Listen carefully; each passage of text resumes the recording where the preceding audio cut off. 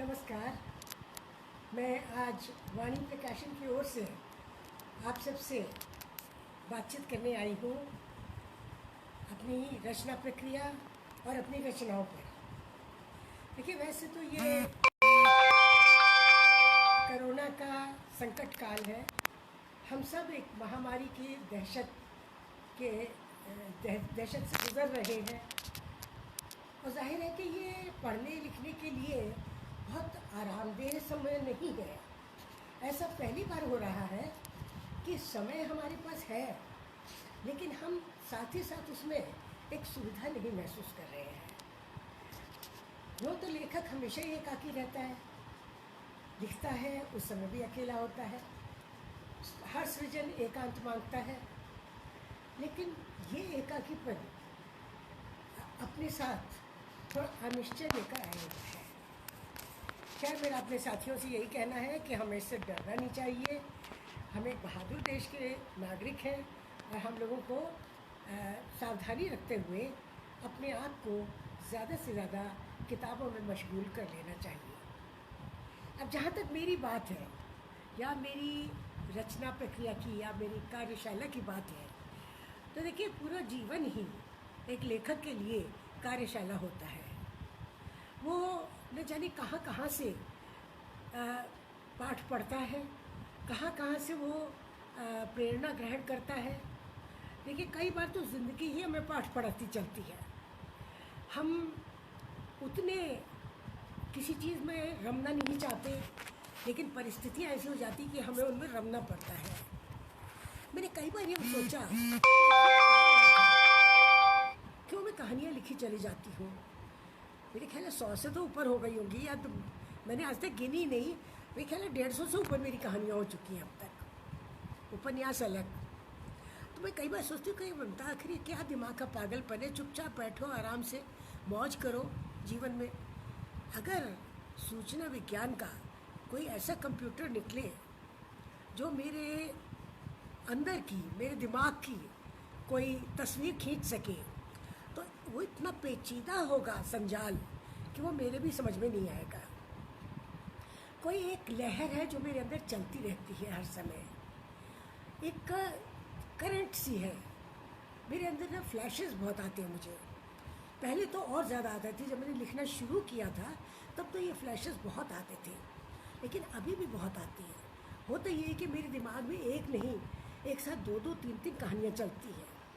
और रात में जब मैं सारी बिजलियाँ बंद कर देती हूँ, उसके बाद तो होता है कि पूरा का पूरा कहानी संग्रह मेरे सामने आ जाता है और उसका शीर्षक भी आ जाता है।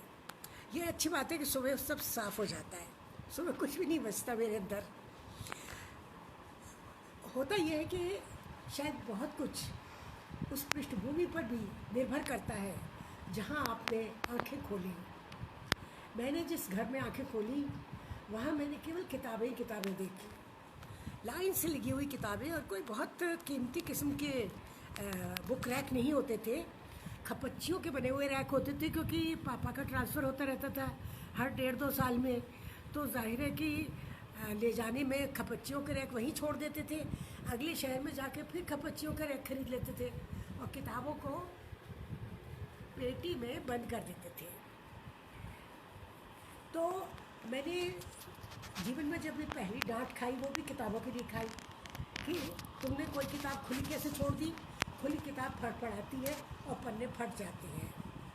जब भी मैंने वाहवाही पाई, तब वो भी किताबों के लिए पाई कि देखो ममता ने कितनी अच्छी तरह किताबें लगा कर रखी है। तो किताबें एक तरह से जीवन का हिस्सा बन गई। और आज हालत ये है मेरी, कोई भी साहित्य से जुड़ा हुआ नहीं है। छोटा वाला टेक्नीशियन है इंटरनेट का और बड़ा वाला मैनेजमेंट में है। तो मेरे अब जो वर्तमान घर है, उसमें शायद मेरे सिवा कोई भी, किसी को भी साहित्य से बहुत ज़्यादा कुछ लेना देना नहीं है। लेकिन मुझे तो है, मेरी तो ये पूरी दुनिया है। और मेरी वर्कशॉप में आज भी एक ना एक अधूरा उपन्यास पढ़ा होगा, एक ना एक अधूरी कहानी पढ़ी होगी। तो सबसे बड़ी बात तो यही होती है कि लिखने के बाद रचना लेखक की नहीं रहती, वो रचना पाठकों की हो जाती है। ये तो मैं नहीं कहूँगी कि वो आलोचकों की हो जाती है, क्योंकि आलोचकों का बस चले तो वो 3/4 हिंदी का लेखन खत्म करके कूड़ेदान में डाल दें। लेकिन हम तो पाठकों के भरोसे लेखक बने हैं। जब तक उन्होंने वो तो किया है, आलोचकों ने उल्लेख किया है, आलोचकों ने लेख लिखे हैं, कई पुस्तकें आई हैं मेरे रचनाक्रम पर, बहुत सारे बच्चों ने शोध किया है। लेकिन इसके बावजूद मैं आज भी ये मानती हूँ कि मुझे जीवन शक्ति अपने पाठकों से मिलती है। और पाठकों का जो भी फीडबैक होता है, एक लेखक के लिए बहुत ज़रूरी है ये चीज़, जो फीडबैक होता है उससे अगली कहानी लिखने की ऊर्जा मिलती है। जिस ज़माने में ईमेल, जीमेल और व्हाट्सएप और फेसबुक नहीं था, उस ज़माने में तो हमारे पास कागज़ की चिट्ठियाँ आती थी, और देखिए वो इतनी तादाद में आती थी और इतनी सारी आती थी और हर दिन आती थी, तो इतना अच्छा लगता था। मुझे लगता है उन सब ने मुझे जिलाए रखा है। आप थोड़ी सी बात करें रचनाओं की, कि कई बार लगता है कि अरे ये कहानी कैसे लिख गई, इस कहानी का तो लिखने का कोई बात ही नहीं थी, कैसे लिख गई। वो कई बार ये हो जाता है कि कहानी आप तक चल के आ जाती है, हमें नहीं पता कि हम इस पर कहानी लिखने वाले हैं। हम उस पात्र को रोज़ देखते हैं, अपने आसपास देखते हैं, लेकिन हमें नहीं पता कि हम उस पर लिखने वाले हैं। मैं एक कॉलेज में काम करती थी, एक बहुत ही साधारण सा मामूली सा कॉलेज था, और जिसमें मैं ही नहीं सारा स्टाफ अभावग्रस्त था, क्योंकि वो कॉलेज 17 साल तक कच्चा रहा। कच्चे का मतलब ये है कि प्रबंध तंत्र के शिकंजे के नीचे रहा और उसको सरकार से कोई ग्रांट नहीं मिलती थी। जाहिर है हम लोग का सबका वेतनमान भी बहुत कम था, हम लोग के पास सुविधाएं भी बहुत कम थीं, लेकिन काम हमसे पूरा लिया जाता था, क्योंकि आखिरकार बच्चों को तो इम्तहान देना है, तो पढ़ाने में कोई कोताही नहीं थी। लेकिन जो हम अर्जित करते थे वो संतोष के अलावा और कुछ नहीं होता था। तो वहाँ मैंने उस पृष्ठभूमि को लेके अपनी एक वहाँ चपरासिन थी, उसको दाई कहते थे हम लोग, तो मैंने एक कहानी लिखी है शॉल, जिसमें वो दाई को सारी अध्यापिकाएं चंदा करके सर्दी के मौसम में एक शॉल खरीद के देती है। अब हालत ये कि एक दिन वो शॉल ओढ़कर आती है, ठंड के दिन है, शॉल ओढ़कर वो आती है। जिस दिन वो शॉल ओढ़कर आती है, हर अध्यापिका ये सोचती है कि इससे ये तो मेरे पैसों का शॉल है, तो पहले मुझे चाय दीजिए। कोई कहती है कि ये तो मेरे पैसे का शॉल है, इसलिए मुझे सबसे पहले चाय मिलनी चाहिए। एक और टीचर समझती है कि उसको तो उसके कक्षा में जाकर चाय का कप मिलना चाहिए। उसका जो वो चल रही है और वो लेकर वो जब चाय दे रही सबको, तो ठंड के मारे उसके हाथ अकड़े हुए हैं, और एक अध्यापिका की साड़ी पर थोड़ी सी चाय छलक जाती है। वो अध्यापिका गुस्से से आग बबूला हो जाती है। अब वो उससे कहती है तुम तो नया शॉल पहनकर इतराने लगी, तुम्हें तो ये फिक्र ही नहीं, हमारी इतनी कीमती साड़ी तुमने ख़राब कर दी। और लगातार उसको ताने मिलते हैं शॉल को लेकर। जब वो चाय पीने बैठती है तो कॉलेज के चपरासी, कॉलेज के अन्य जो सहायक हैं, वो भी आके बैठ जाती है अपना अपना ग्लास लेके, और उससे कहते हैं तुमने बहुत ज़्यादा चाय ले रखी, थोड़ी हमें भी दे दो इसमें से। वो तंग आ जाती है। शाम को वो प्रिंसिपल के कमरे में जाती है, शॉल उतार के तह लगाकर उनकी मेज़ पर रख देती है। अब वो कहती है आप ही ले जाओ, हमें ना चाहिए शॉल। बाहर सुबह से ताना सुनते सुनते हमारा जी उबाए गया। वो कहती है हमें इस तरह का शॉल नहीं चाहिए। तो ये बिल्कुल आंखों देखी मेरे सामने की घटी हुई घटना है। और वो कह देती है कि हम आपके हाथ जोड़े थे, दाई कहती है हम आपके हाथ जोड़े थे, हम शॉल ना ले। सुबह से मार फटती सुन सुनकर हमारी छाती फट गई। बड़ी बहन जी ने असीम करुणा से उसकी तरफ देखा। वो बहुत दुखी लग रही थी। बड़ी बहन जी के अंदर अपनी साथी टीचरों के लिए असह्य क्रोध का ज्वार उठा है। इनके अंदर मानवता तो है ही नहीं, एक एक को कसेंगी कल से। वो क्या वो नया कार्यक्रम हाथ में आते ही शांत हो गई। शॉल उन्होंने लापरवाही से एक कोने में डाल दिया। तो कहानियाँ देखिए जीवन से निकलती हैं, जीवन के तापमान से निकलती हैं। जब समस्या सामने आती है तब हमें नहीं पता चलता कि बाद में ये कथा बन जाएगी। और हर एक का जीवन एक कहानी होता है, न जाने कितनी कहानियाँ होती हैं, लेकिन ये भी है कि कुछ लोग सुनाना चाहते हैं और कुछ लोग दबा कर रख लेते हैं। और जो दबा कर रख लेते हैं, जब वो किसी लेखक की रचना पढ़ते हैं ना, तो वो कहते हैं अरे अरे ये बात तो हम कहना चाहते थे, क्योंकि तो उनके जीवन में भी ऐसा ही कुछ घटा हुआ होता है। ये एक बड़ा ही बारीक सा प्रोसेस है जो चलता रहता है लेखक और पाठक के बीच में, और शायद इसीलिए पाठक कहानी की ओर बार बार जाता है। एक मेरी और कहानी है,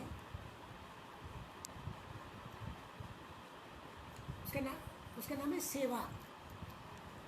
वो कहानी में ऐसी है कि अपने पिता को मैंने देखा था माँ की सेवा करते हुए, और मैंने उनका अकेलापन भी देखा था। और हम सब भी क्या थे, हम जाते थे, हम सब नौकरी पेशा थे, मैं भी मेरी बहन भी। हम जाते थे, 2-1 दिन के लिए जाते थे, और इतना कस के आते थे पापा को नियमों से।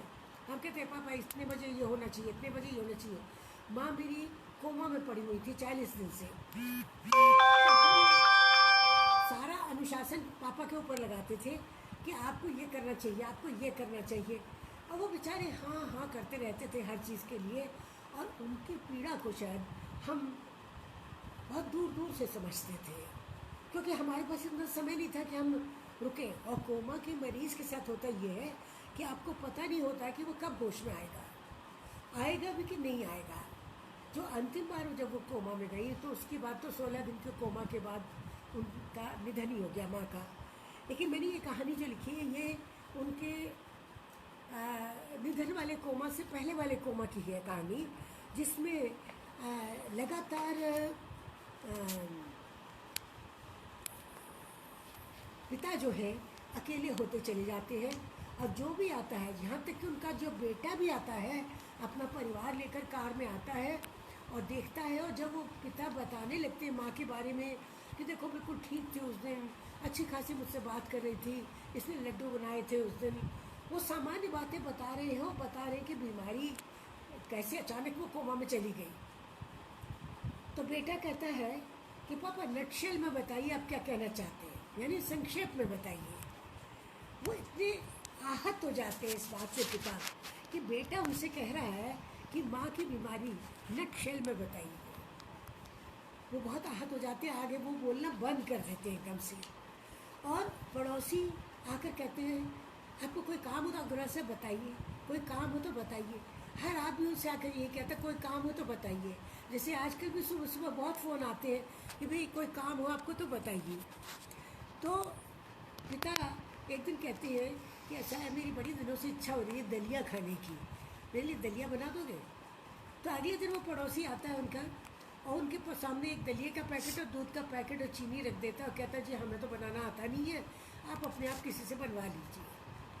तो ये सारे दृश्य है जीवन के, वो तब देखने को मिलते हैं जब हम किसी संकट में फंस जाते हैं, जब घर में कोई बीमार हो जाता है, जब किसी को जिसको हम चाहते हैं वो हमसे दूर जाने वाला होता है, तब ये सब बातें होती हैं। और देखो दोस्तों सारी कहानियाँ जो है वो जीवन से निकल के आती है। एक और मेरी कहानी है तासीर, उसमें भी कहीं पिता झलक कर आते हैं कि वहाँ वो वृद्ध हो गए हैं, अकेले रहते हैं, उन्हें छोटी छोटी बातों में इतना कष्ट होता है। वो जीवन में कभी अकेले नहीं रहे, क्योंकि माँ उनकी पत्नी उनका राजपाट थी, वो उनकी श्रोता थी, वो उनकी प्रशंसक थी, वो उनकी प्रेमिका थी, और वो सब छिन जाता उनसे। और जब वो चली जाती है तो उसके बाद वो छोटी छोटी, उनका निधन हो जाता है, वो छोटी छोटी बातों के लिए परेशान होते हैं। उन्हें समझ नहीं आता कि पानी उबल जाए तो चाय पत्ती कब डालनी चाहिए। उन्होंने जीवन में कभी काम ही नहीं किया घर का। एक औसत पुरुष कहाँ काम करता है, सारा काम तो पत्नी बहन करती है। वो छोटी छोटी बातों के लिए परेशान होते हैं। कितनी बार वो बेटियों को फ़ोन करेंगे, कितनी बार वो किसी से पूछने जाएंगे। जो पड़ोसी उनके घर में आके घंटों बैठा करते थे, वो पड़ोसी जब वो जाते तो दरवाजे में घंटी बजने पर दरवाज़ा खोलते और कहते हैं, खड़े खड़े दरवाजे में कहते हैं अग्रवाल साहब आपको कोई काम है तो बताइए, कोई ख़ास काम है क्या। वो वहीं से वापस चले जाते हैं उनके दरवाजे से। और एक दिन दूध वाला उनसे कहता है कि जी मेरे पैसे दे दीजिए और अब से मुझे रोज़ के रोज़ पैसे दीजिए। वो कहते हैं क्यों भाई, तुम्हें महीने के पैसे मिलते तो हैं। तो दूध वाला उनसे कहता है जी आप पके आम हैं, हमें क्या भरोसा पता कि आप किस दिन टपक जाएं, तो हमारे तो पैसे बेकार चले जाएंगे ना, हमारे पैसे तो रह जाएंगे, हम किससे मांगेंगे पैसे, आप तो बिल्कुल अकेले। आज जब मैं अकेली हो गई हूँ तब ये बातें मुझे और ज़्यादा तीखेपन से महसूस होती है कि एक आदमी का अकेलापन शायद एक स्त्री के अकेलेपन से कहीं ज़्यादा विकट होता है, क्योंकि हम तो रास्ते निकाल लेते हैं जीने के, लेकिन बहुत से लोग जो है वो इसमें अकेले रह जाते हैं। एक और मेरी कहानी है जो मुझे पसंद है, वो है एक रंगकर्मी की उदासी। ये थिएटर से निकली हुई कहानी है। इसमें वो एक निदेशक है जो अब छोड़ चुका है थिएटर का काम। अब उसे केवल शाम के समय 2 पैग विस्की पीना और पुराने दिनों की बातें करना यही अच्छा लगता है। और मिश्रा जी जो है वो पहले यूनिवर्सिटी में पढ़ाते थे, यूनिवर्सिटी से रिटायर हो गए, लेकिन थोड़े संकी टाइप है, तो वो उसके बाद भी यूनिवर्सिटी जाते हैं लगातार। तो जब दोस्त और उनके पड़ोसी उनसे पूछते हैं कि आप यूनिवर्सिटी में क्या करने जाते हैं, आप तो रिटायर हो गए, आप घर में बैठिए, तो वो कहते हैं देखो यूनिवर्सिटी ने मुझे तो रिटायर कर दिया, लेकिन मेरी जगह कोई दूसरा नहीं रखा उन्होंने। अब वो बच्चों का कोर्स कौन ख़त्म कराएगा, और जैसा मैं पढ़ा सकता हूँ वैसा दूसरा आने वाला कैसे पढ़ाएगा। वो कहते हैं हालत ये है कि बॉटनी का छात्र है, पीएचडी कर लेता है, लेकिन एक भी पौधा नहीं पहचानता। वो इस तरह की जिज्ञासाओं से और प्रश्नों से भरे रहते हैं हर समय। संवेदनशील आदमी है, बहुत कुछ देखा है, अपनी हीरोइनों को खूब याद करते हैं, अपनी अभिनेत्रियों को याद करते हैं कि अरे वो कितनी अच्छी एक्टिंग करती थी। और कहने लगे जब उसकी शादी हुई, उसकी शादी इसलिए फेल हो गई क्योंकि वो घर को एक स्टेज समझती थी। जब किसी बात से दुखी हो जाती थी उनकी नायिका, तो घर में बीचों बीच सेंटर स्टेज आकर अपनी आंखों के ऊपर हाथ रखकर मुंह झुका लेती थी। तो ये छोटी छोटी बातें जब उनसे पता चलती थी, हमारे कॉलोनी में वाकई में एक रहते थे रंगकर्मी जिनके साथ ये सारी बातें होती थी। उसके बाद ये होता है कि एक पत्रिका उसे कहती है कि आप अपने अनुभव हमें लिख के दीजिए रंगकर्म के। वो कहते हैं अच्छा। वो बड़े जोश के साथ वो अपने अनुभव लिखना शुरू करते हैं। एक दिन वो बैठे हैं कथा नायिका के लेखिका के साथ बैठे हुए हैं, अब बड़ी मस्ती में अपना बता रहे हैं कि मैंने ये लिखा, मैंने वो लिखा, मौखिक सुना रहे हो। तभी फ़ोन बजता है, वो फ़ोन उठाते हैं, बात करते हैं, और फ़ोन सुनने के बाद वो तुरंत अपनी स्टडी टेबल पे जाते हैं और जो लेख लिखा है उसको पुर्जा पुर्जा करके फाड़ देती है। लेखिका उनसे पूछती है कि आपने क्या किया। उनकी पत्नी कहती है कि अरे तुम 6 दिन से इस लेख को लिख रहे हो, इतनी मेहनत से, तुमने इसे फाड़ क्यों दिया। वो कहने लगे वो संपादक का बच्चा मुझसे कह रहा है कि 500 शब्दों में अपनी बात कहो। कहने लगे 500 शब्दों में क्या मैंने जीवन का 50 साल का अनुभव में लिख सकता हूँ? नहीं लिख सकता। कहते हैं मैं ऐसे मूर्ख संपादक को अपनी रचना देना तौहीन समझता हूँ। यहाँ वो कहानी खत्म हो जाती है। तो आप देखिए ये सारी बातें जो है ये कहानियों पे आती है। एक और भी कहानी है जिसके बारे में अच्छा, ये कहानी एक थोड़ा सा मैं यहाँ पर थोड़ा वो करती हूँ। ये कहानी मेरी मित्र को बहुत पसंद है, इसलिए मैं इसके बारे में आपको बताती हूँ। कहानी का शीर्षक है चोटकिन। ये भी कहानी देखा जाए तो जीवन से निकली है। मेरे ही घर की सेविका थी जिसकी भी छोटी बेटी थी। वो अक्सर मेरे भी बच्चे छोटे थे, मैं उसको दे देती थी, जो बच्चों के कपड़े छोटे होते थे मैं उसको दे देती थी कि उसके 3 बच्चे थे, कोई ना कोई पहन लेता था। सर्दियों में जो स्वेटर दिया, गर्मियों में उसकी लड़की वही स्वेटर पहन के आ जाती थी। तो मैं जब कहती थी कि तुमने इतनी गर्मी में स्वेटर क्यों पहन रखा है, तो वो लड़की जिसका नाम सुनीता था वो कहती थी कि जी हमारे पास बनियान नहीं है इसलिए हमने ये पहना हुआ है। वो एक दिन चौक में एक ठेले के पास खड़ी है, अचानक ठेले वाला शोर मचा देता है, ये चोरी करके भाग रही, चोरी करके भाग रही, पकड़ो पकड़ो पकड़ो। वहाँ पर एक पुलिस वाला गश्त कर रहा है, वो वहाँ तभी पहुँच जाता है क्योंकि वो ठाली है पुलिस वाला। वो कहता क्या हुआ, उस लड़की का हाथ पकड़ के कहता है इसने चोरी की, इसको देखो, इसको पकड़ो, इसको सज़ा दो, इसने चोरी की है।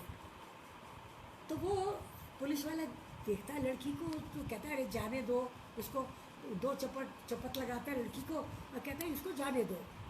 तो वो कहता है नहीं, ये तो उसने कहा क्या चोरी किया इसने, कहता है जो माल तो मैंने वापस ले लिया उससे। जब वो देखता है तो वो एक जांघिया है। अब आप सोच सकते हैं कि एक लड़की किस मजबूरी में, छोटी सी बच्ची है 5 साल की, किस मजबूरी में एक लड़की एक ठेले से जांघिया चोरी करती अपनी लाज ढकने के लिए।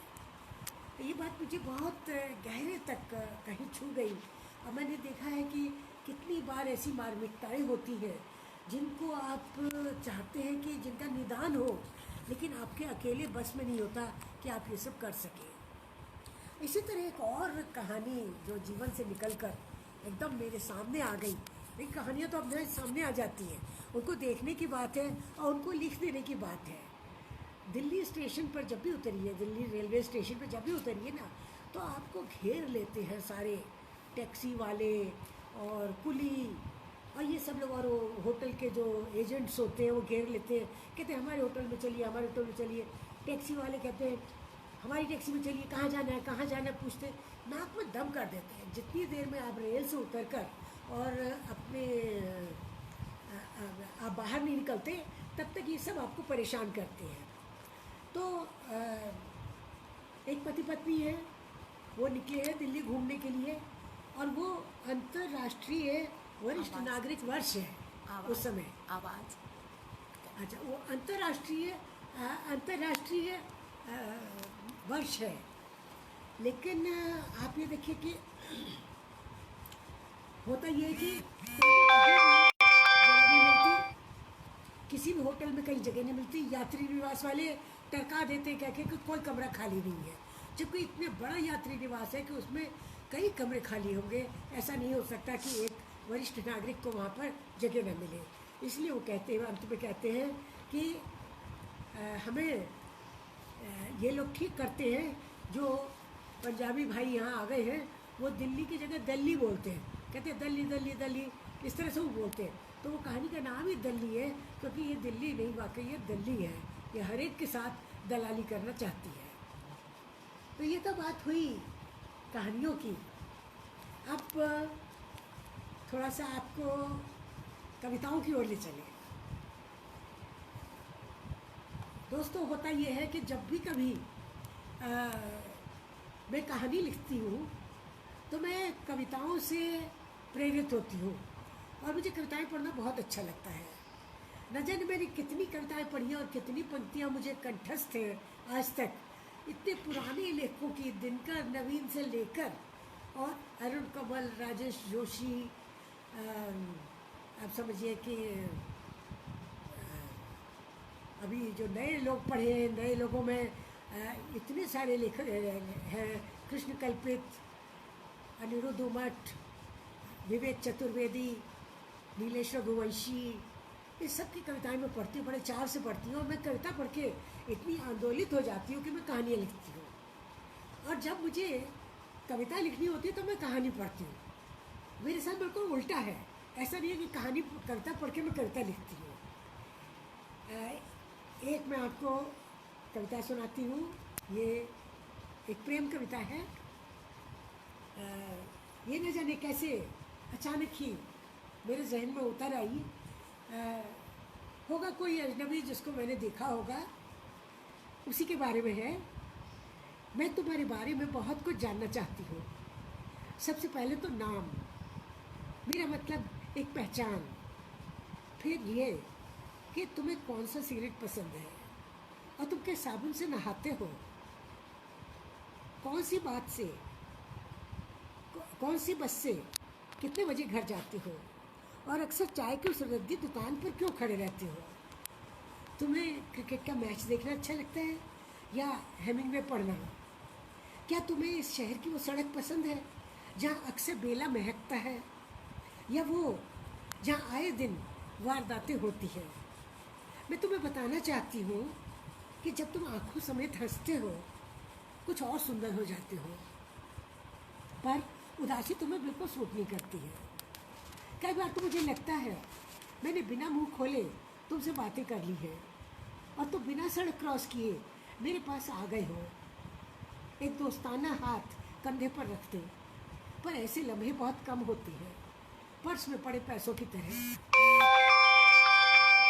अक्सर तो मैं पाती हूँ मेरे आसपास है एक पस्त अकेलापन, जिसे सहना उतना ही मुश्किल है जितना बारिश में बदन पर सीले कपड़े पहनना।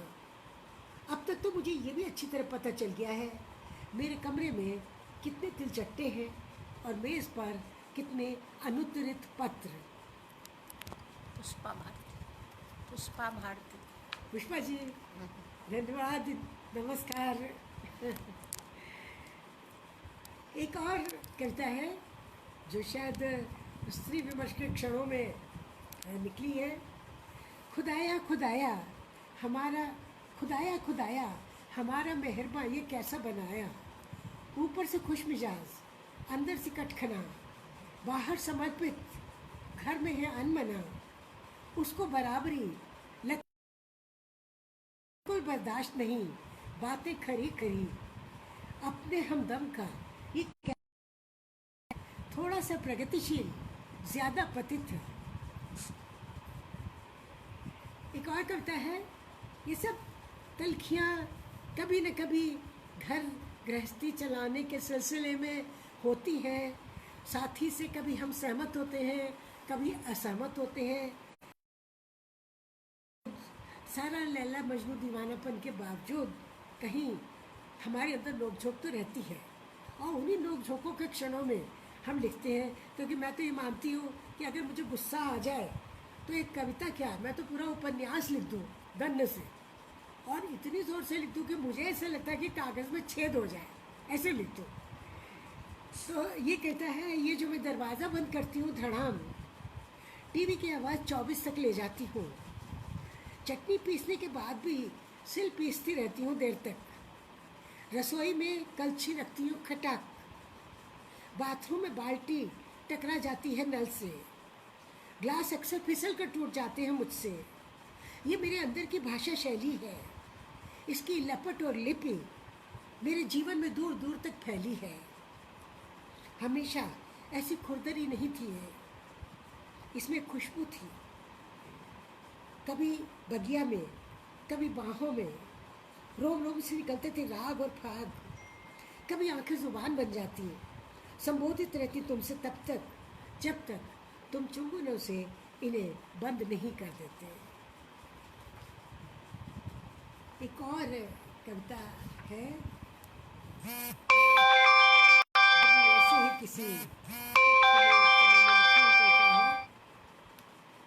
कुछ दिनों बाद मैं एक मूर्ख उपस्थिति बन जाऊंगी, अकल उड़ने लगेगी जैसे साड़ियों के रंग, संवेदना सारी आ टिकेगी गली की बू और फेरी वालों की आवाज़ों पर। दाश्त के नाम पर सब्जियों के भाव कंठस्थ रहा करेंगे, लिखूंगी सिर्फ माँ बाप को शिकायती पत्र। धीरे धीरे हर सही काम तुम करोगे, हर गलत काम के पीछे मैं रहूँगी। जब हम आपस में बातें करेंगे सिर्फ भुन भुन की आवाज़ें आएंगी, तुम मेरी झुंझलाहट के आदी हो जाओगे, इसे एक अति औरत प्रतिक्रिया मान। और मैं सोच लूँगी कि काम पर तुम्हारा जाना वापस आने से ज़्यादा ज़रूरी है। लोग तुम्हारी समृद्धि मेरे वज़न से तोलेंगे, तुम फ़ायदे में रहोगे हर तरह। अगर किसी खाली शाम तुम मेरे प्रति गंभीर होने की कोशिश करोगे तो पाओगे तुम्हारी प्रिय लड़की वर्षों पहले तुम्हें छोड़कर जा चुकी है। सिर्फ मैं निरुत्सुक आंखों से अपनी घिसी स्लिपरें घूर रही हूँ। तो ये तो हो गई कुछ ये कविताएं। बस आपको एक कविता देखती हूँ मैं, और ये इसलिए क्योंकि ये राजेंद्र यादव ने ये शब्द चलाया था खाटी घरेलू औरत। और उन्होंने किसी संदर्भ में मन्नू भंडारी जी के लिए कह दिया था कि वो खाटी घरेलू औरत की तरह मुझसे लड़ी। तो मेरे दिमाग के ऊपर छा गई ये बात, और मैं इतनी तिलमिला गई इस बात से कि मैंने पूरा एक संग्रह लिख दिया, खाटी घरेलू औरत। तो ये एक अलग से, एक उस संग्रह से अलग एक कविता है, क्योंकि मुझे ये लगा कि जब आप किसी को खाटी घरेलू कहते हैं तो ये क्या एक तरह की समीक्षा है, क्या स्त्री की समीक्षा है? जब भूमिकाएं उसको ऐसी दे दी गई है समाज के द्वारा, तो क्या हर स्त्री को खाटी घरेलू कह सकते हैं? शादी के अगले रोज़ ही वो शामिल हो गई नई जमात में, खाटी और घरेलू बनकर। उसी घर और बिस्तर पर पुरुष ने भी बिताया समय, फिर भी किसी ने उसे नहीं कहा खाटी घरेलू मर्द। इसी तरह ये है, भूल गई सब मीठी बातें, मादक रातें, याद रह गई तीखी और ततैया बातें, नोक झोंक तो तू मैं बदल गई सब, भाप बनी बिन मौसम नैनों की बरसातें। ये थोड़ी सी बातें हो गई कहानी और कविता की। अब हम आते हैं उपन्यासों पर। एक मेरा उपन्यास है जो काफ़ी यूनिवर्सिटीज़ में पाठ्यक्रम में भी पढ़ाया जाता है, और जो मैंने एक झोंक में तद्भव के संपादक अखिलेश के कहने पर लिखा था। उसका शीर्षक है दौड़। अब वो ये जो भूमंडलीकरण का समय है और जिसके वजह से हमारे यहाँ कॉरपोरेट सेक्टर ने इतनी बड़ी बड़ी ऊंची ऊंची नौकरियां देना शुरू किया है, ये उसके बारे में है। मैंने लगातार उस युवा वर्ग की बात की है जो MA करने की जगह MBA करना ज़्यादा फ़ायदेमंद समझता है, और उसी से वो अपनी जीविका कमाता है, और उसी में फिर उसका जीवन लिप्त होकर रह जाता है। उससे समस्याएं तो पैदा होती हैं, क्योंकि वो इतना व्यस्त हो जाता है कि उसे अपने बारे में भी सोचने का अवकाश नहीं मिलता। परिवार के बारे में तो वो क्या सोचेगा। उसका एक अंश मैं आपको बताती हूँ अभी पढ़कर।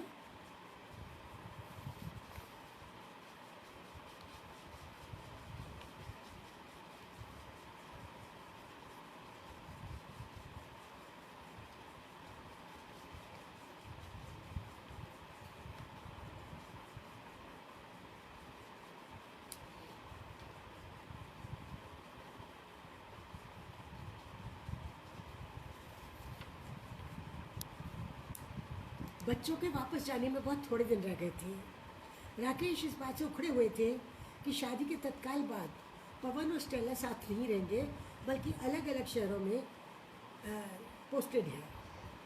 उन्होंने दोनों को समझाने की कोशिश की।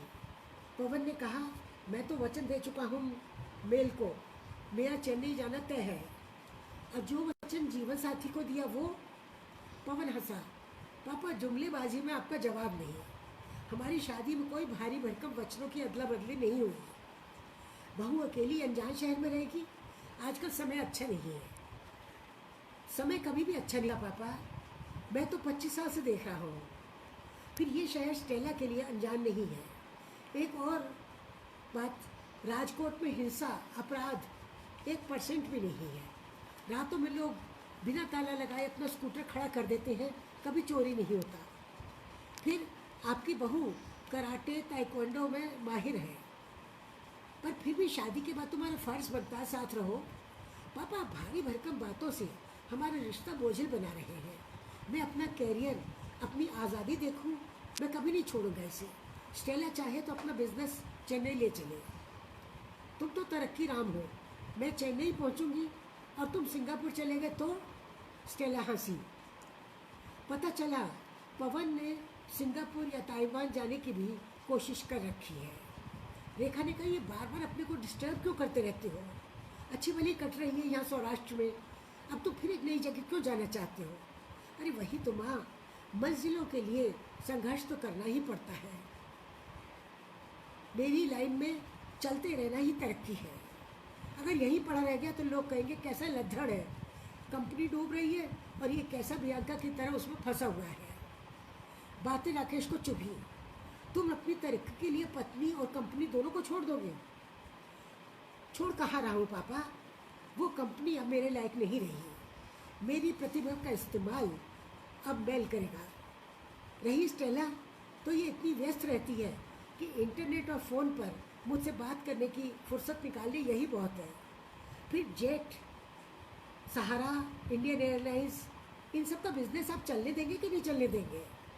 सिर्फ 7 घंटे क्यों उड़ सकते हैं? यानी सैटेलाइट और इंटरनेट से तुम दोनों का दाम्पत्य चलेगा? बिल्कुल, यस पापा। मैं तुम्हारी प्लानिंग से बिल्कुल खुश नहीं हूँ पुन्नू। एक अच्छी भली लड़की को अपना जीवन साथी बनाकर कुछ जिम्मेदारी से जीना सीखो। वो भी, और बेचारी जीजीसीएल कंपनी ने तुम्हें इतनी दिन तक काम सिखाया है। कल तक तुम इसके गुण गाते नहीं थकते थे, अब तुम्हें क्या होता जा रहा है? तुम्हारी एथिक्स को क्या होता जा रहा है? पवन चिढ़ गया। उसने कहा, ये हर काम में आप एथिक्स एथिक्स जैसे भारी भरकम शब्द कहाँ से ले आते हैं? मैं जिस दुनिया में हूँ वहाँ एथिक्स नहीं, प्रोफेशनल एथिक्स की ज़रूरत है। चीज़ों को नई नज़र से देखिए, सीखिए, नहीं तो आप पुराने अखबार की तरह रद्दी की टोकरी में डाल दिए जाएंगे। जनरेशन गैप पैदा करने की कोशिश कर रहे हैं। इससे क्या होगा? आप ही दुखी रहेंगे। तुम हमारी पीढ़ी में पैदा हुए हो, बड़े हुए हो, फिर जनरेशन गैप कहाँ से आ गया? असल में पवन, हम और तुम साथ साथ बड़े हुए हैं, ऐसा आपको लगता है। आपको आज भी केएल सहगल के गाने पसंद हैं, मुझे बाबा सहगल। इतना फासला है आपके और मेरे बीच। आपको पुरानी चीज़ें, पुराने गीत, पुरानी फिल्में सब अच्छी लगती हैं। ढूंढ ढूंढ कर कबाड़ा इकट्ठा करते रहते हैं। टीवी पर कोई पुरानी फिल्म आए आप उससे बंध जाते हैं।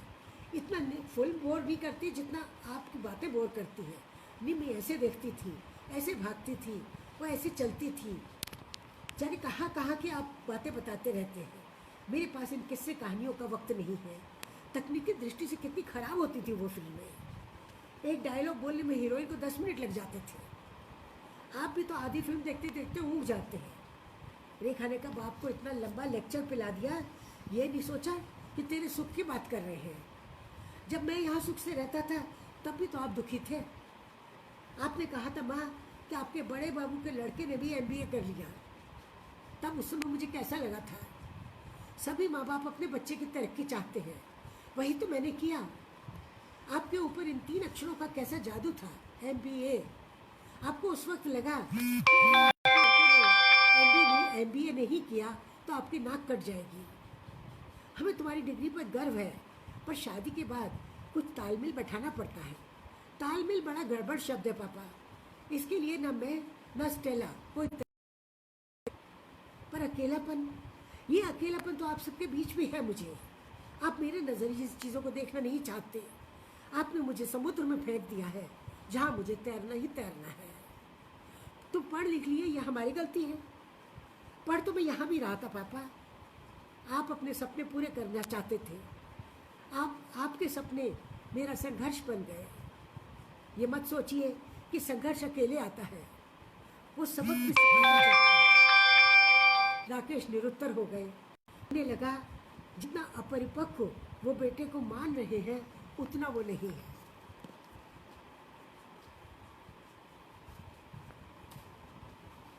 एक और उपन्यास है जो दिल के करीब खटखटाता है।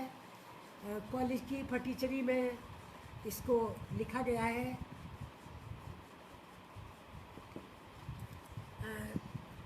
प्राइवेट कॉलेज में जहाँ सरकार वेतन नहीं देती है और कॉलेज को संरक्षण नहीं देती है, मान्यता नहीं देती है, वहाँ प्रबंध तंत्र बहुत हावी रहता है। तो प्रबंध तंत्र के बारे में ये थोड़ा सा मैंने लिखा है कि प्रबंधक को जीवन में एक शब्द से चिढ़ थी। वो शब्द था खर्च। उनका बस चलता तो वो शब्द को उससे उसे बाहर लाके पटक देते। वो शब्द था खर्च। पेशे से वकील होने पर भी वो अपनी मानसिकता में व्यवसायी थे, व्यापारी थे। वे मानते थे कि संसार का कि संस्था का मतलब होता है शुभ लाभ। नगर में उनके प्रबंधन में सबसे शोचनीय स्थिति RLBDC की थी। इसका न स्थायीकरण हुआ था, न शासन की अनुदान सूची पर था। प्रबंध तंत्र इसका भाग्य विधाता और नियति नियंता था। वही तय करता कि अध्यापकों को कितना वेतन देना है और साल में कितने महीने। प्राचार्य के सिवा कॉलेज में सभी शिक्षकों को मार्च में नोटिस मिल जाता कि आपकी सेवाओं की अब आवश्यकता नहीं है। शिक्षक इस नोटिस से घबराते नहीं, क्योंकि उन्हें पता था कि 1 जुलाई को उन्हें फिर रख लिया जाएगा। इस तरह सीधे सीधे 3 माह का वेतन वो बचा लेते हैं। शुरू में नंदिता ने इस ढर्रे का विरोध किया। उसने कहा, बाबूजी, सेवा नियमों और मानवीय नियमों दोनों आधार पर ये गलत है कि हम शिक्षक से 9 महीने काम लें और 3 महीने उसको 3 महीने के लिए निकाल दें। ऐसे तो इनमें से कोई कभी सीनियर हो ही नहीं पाएगा। ये कानून गलत है। अग्रवाल जी ने मुस्कुरा कर कहा, अब तो मुझे कानून पढ़ाओगी? तुम्हें तो तनख्वाह मिलती है ना, बस चुपचाप तनख्वाह लेती रहो। नौकरी के साथ नेतागिरी नहीं चलती। ये सब चीज़ें हैं। इसके बाद भी ये देखिए कितना कुछ है अधूरा जो रह गया है, कितना कुछ है जो अभी लिखना है, और कितना कुछ है जो अभी पाठक पढ़ना भी चाहते हैं। क्योंकि जीवन लगातार हमारे लिए संकट भी पैदा करता है और संकट का समाधान भी लेकर आता है। और इन सारी चीज़ों को हम इस समय झेल रहे हैं। साथी लेखकों को मुझे लगता है ये करना चाहिए, कहीं डायरी में आजकल का समय तो नोट कर ही लेना चाहिए। बाद में ये सब चीज़ें धूमिल हो जाएंगी कि कितनी शिद्दत से हम छोटी छोटी चीज़ों के लिए तरस रहे हैं कि अगर हमें कोई 1 डबल रोटी ला के दे देता है तो हम सोचते हैं ये भगवान है। अगर हम 1 कप चाय बनाकर पीते तो हम सोचते हैं हमने कितना बड़ा काम कर लिया है। ये सारी जीवन से जुड़ी हुई जटिलताएं हैं जिनसे हम और आप दोनों इस समय 2 चार हो रहे हैं। नमस्कार।